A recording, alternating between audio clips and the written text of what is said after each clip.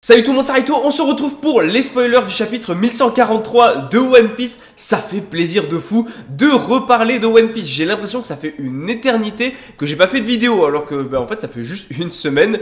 Mais je vous jure c'était interminable. Bon, on va aller directement à l'essentiel. Comme d'habitude, like la vidéo déjà si elle te plaît. Et abonne-toi si tu aimes One Piece, on en parle à chaque chapitre. Et bien sûr dis-moi en commentaire ton petit avis sur ça, voilà, sur ce qu'on va avoir dans les spoilers. Bon, c'est parti, let's go, on va à l'essentiel. Chapitre 1143, les chevaliers divins.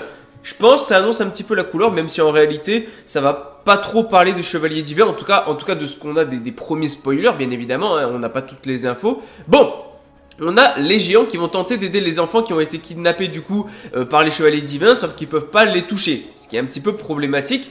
En fait, on apprend quoi? On apprend que Sommers a mangé le Iba Iba no Mi, le fruit des épines, et que lorsqu'une personne en fait touche ses cibles, à savoir les enfants, en fait elles sont attaquées par des épines, et plus l'amour en fait pour la cible est fort, enfin plus il est fort, plus en fait les épines sont douloureuses.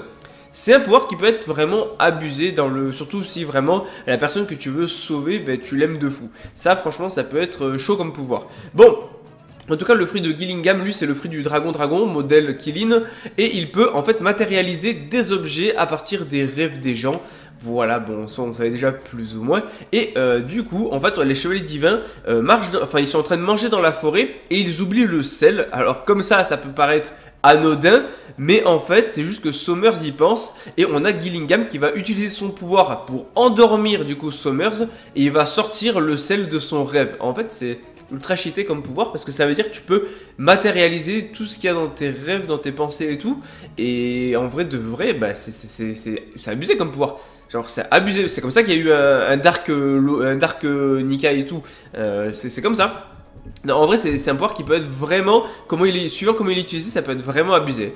Donc, on retourne sur le groupe de Loki et de Luffy. Et en fait, on a Luffy qui va donner un coup de poing assez faible à Loki, qui va directement s'évanouir. Et on a M0 qui fait remarquer que, en fait, Loki était déjà proche de la mort, ce qui explique qu'il soit tombé raide de mort, qu'il soit tombé après un petit coup de Luffy. Et en fait, on a un flashback du passé de Ashrodin où on voit que Loki l'a harcelé depuis l'enfance. Alors, bon, Loki peut-être pas si gentil que ça du coup, s'il a harcelé Ashrodin. Bon, ok, on repassera sur ça. Et en fait, Ashrodin veut se venger du meurtre de leur père. Et à la fin du chapitre, Loki se réveille et il dit, phrase très importante, « Penses-tu vraiment que j'ai tué père parce que je le voulais ?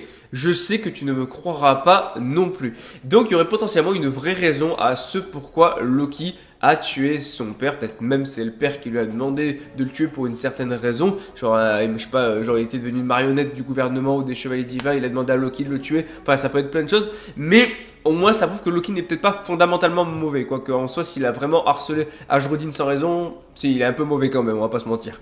Bon, on verra. En tout cas, pas de pause la semaine prochaine. Et on l'oublie pas, One Piece, c'est la vie!